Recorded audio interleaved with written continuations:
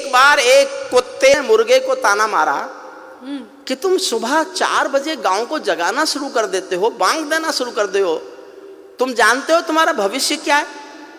तुम 8 बजे कटकर नाश्ते की प्लेट में मिलोगे। अच्छा, मुर्गे का भविष्य इसके सिवा है भी क्या?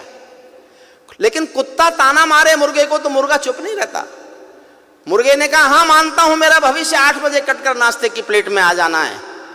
मैं गांव को जगाना इसलिए नहीं छोड़ता क्योंकि मेरी मौत को दुनिया में कोई भी कुत्ते की मौत नहीं कहता। क्या बात है। काश्मीर जो खुद सूरज के बेटे की राजधानी थी, डमरू वाले शिव शंकर की जो घाटी कल्याणी थी, काश्मीर जो भूमंडल का स्वर्ग बताया जाता था, जिसकी मिट्टी को दुनिया में अर्घ चढ़ाया जाता था, काश्मीर जो भारत माता की आंखों का तारा था, काश्मीर जो लाल बहादुर को प्राणों से प्यारा था, काश्मीर वो डूब गया था अंधी गहरी खाई में, फूलों की घाटी रोती थी मरघट की तन्हाई में, फूलों की घाटी। सल्यूट करता हूं आप, सल्यूट करता हूं। इतने थके हुए विष्णु सक्सेना के खूब थकाने के बाद भी आप ताली बजाने लायक बच गए। क्या बात है। काश्मीर वो डूब गया था अंधी गहरी खाई में, फूलों की घाटी रोती थी मरघट की तन्हाई में, वो अग्नि गंधा मौसम मलबेला था, गंधों के घर बंदूकों का मेला था, मैं भारत की जनता का संबोधन हूँ, आंसू के अधिकारों का उद्बोधन हूँ, इसीलिए दरबारों को दर्पण दिखलाता फिरता था, इसीलिए दरबारों को दर्पण दिखलाता फिरता था, मैं घायल घाटी के दिल की धड़कन गाता फिरता था, मैं घायल घाटी के 29 साल मैंने 1990 में कविता लिखी थी। और आदरणीय कठेरिया जी, आपको जानकर आश्चर्य होगा, इस कविता को मैंने 1990 में जब सबसे पहली बार लिखा तो मेरे पहले श्रोता थे श्रद्धेय अटल बिहारी वाजपेयी और श्रद्धेय लालकृष्ण अडवाणी। दोनों बैठ के रोए थे, दोनों बैठ के रोए थे। वाजपेयी साहब एक बार लाल किले में आए थे और मैं कश्मीर पढ़ रहा था। मैंने उनसे कहा, आप देश के प्रधानमंत्री बन गए और कश्मीर की हालत फिर भी नहीं सुधरी तो इससे भी सख्त कविता सुनने को तैयार रहना। फिर मुझे पता चला वो 6 साल इसीलिए उदास रहते थे क्योंकि उनके समय में तो हुआ नहीं था जो अब हुआ।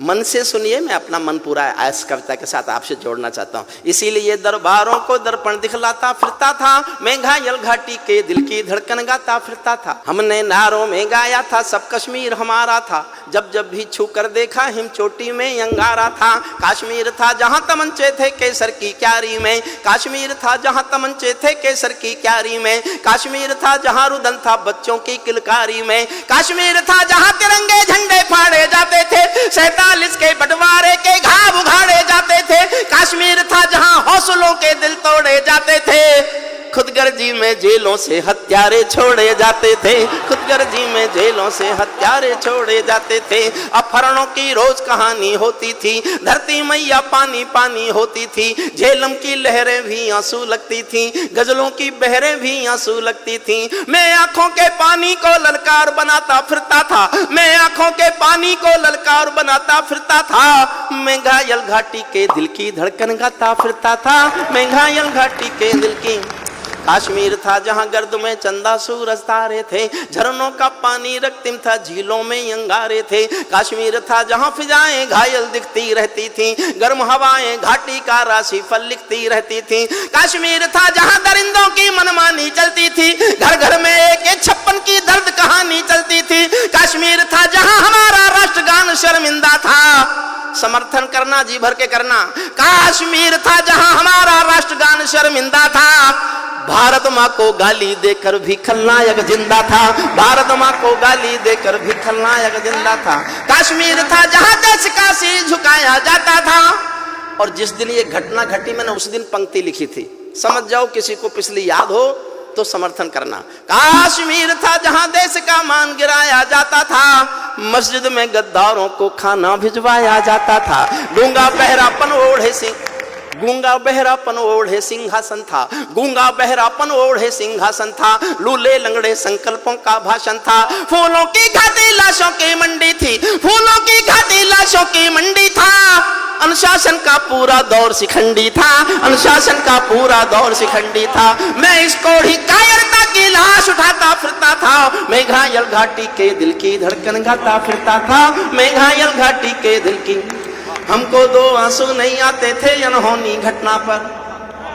89 में 4.5 लाख कश्मीरी पंडित कश्मीर से मारपीट कर निकाले गए, उनकी बेटियों के साथ बलात्कार किए गए, संपत्ति छीनी गई, घरों में आग लगाए गए। अपने दिल पर हाथ रखकर सोचना, क्या दुनिया के इतिहास में इससे बड़ी कोई मॉब लिंचिंग हुई है क्या?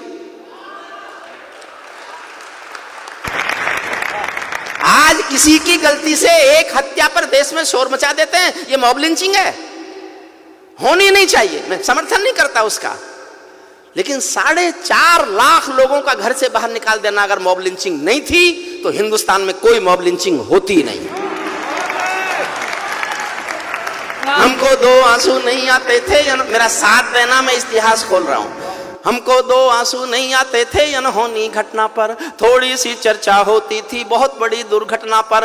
राजमहल को शर्म नहीं थी, घायल होती छाती पर। भारत मुर्दाबाद लिखा था श्रीनगर की छाती पर, मन करता था फूल चढ़ा दूं लोकतंत्र की अर्थी पर। भारत के बेटे निर्वासित हो गए अपनी धरती पर, भारत के बेटे निर्वासित हो गए अपनी धरती पर। वे घाटी से खेल रहे थे गैरों के बलबूतों पर, जिनकी नाक टिकी रहती थी पाकिस्तानी जूतों पर। कश्मीर को बंटवारे का धंधा बना रहे थे वे, कश्मीर को बंटवारे का धंधा बना रहे थे वे। जुगनू को बैसाखी देकर चंदा बना रहे थे वे, फिर भी खून सने हाथों को न्योता था दरबारों का। जैसे सूरज की किरणों पर कर्जा हो अंधियारों का, जैसे सूरज की किरणों पर कर्जा हो अंधियारों का।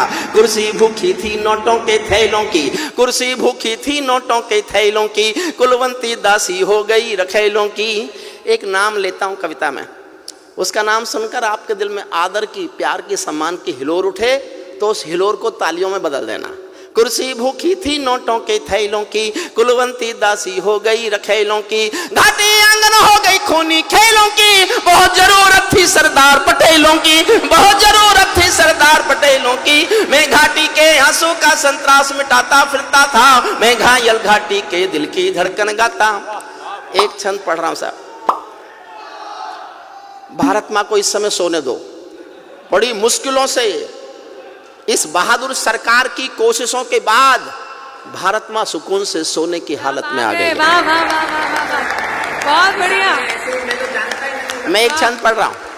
जब चौराहों पर हत्यारे महिमा मंडित होते थे, जब चौराहों पर हत्यारे महिमा मंडित होते थे, भारत मां की मर्यादा के मंजर खंडित होते थे। जब कृष भारत के नारे थे गुलमर्गा की गलियों में, शिमला समझौता जलता था बंदूकों की नलियों में। तो केवल आवश्यकता थी हिम्मत की खुददारी की, तो केवल आवश्यकता थी हिम्मत की खुददारी की। 56 इंची सीने में ही आशा थी दमदारी की, 56 इंची सीने, 56 इंची सीने से ही आशा थी 56 इंची सीने से ही आशा थी दमदारी की। संविधान को बदल दिया है घाटी गैर नहीं होगी, जहां तिरंगा नहीं मिलेगा उनकी खैर नहीं होगी, जहां तिरंगा नहीं मिलेगा।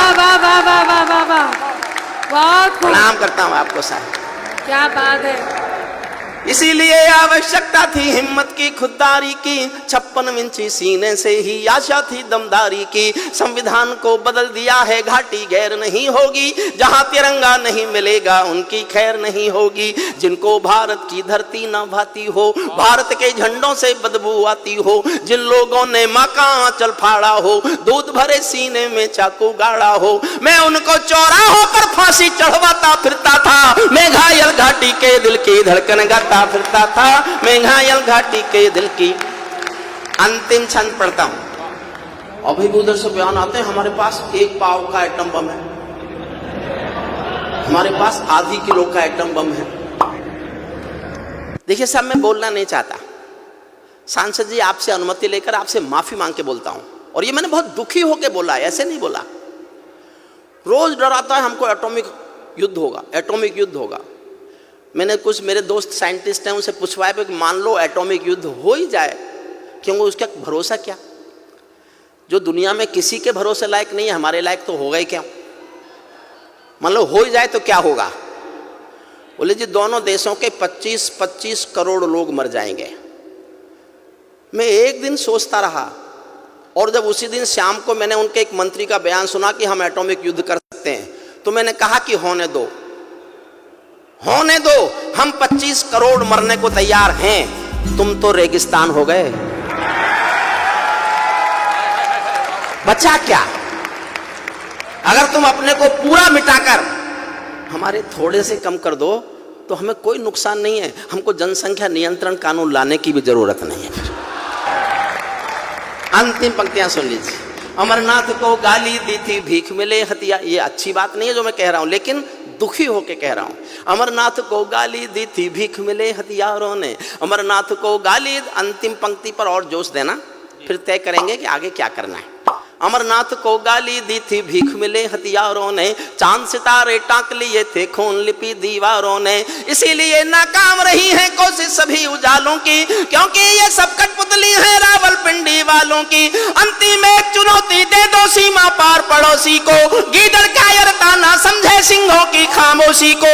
हमको अपने खट्टे मीठे बोल बदलना आता है, हमको अब भी दुनिया का भूगोल बदलना आता है, हमको अब भी दुनिया का भूगोल।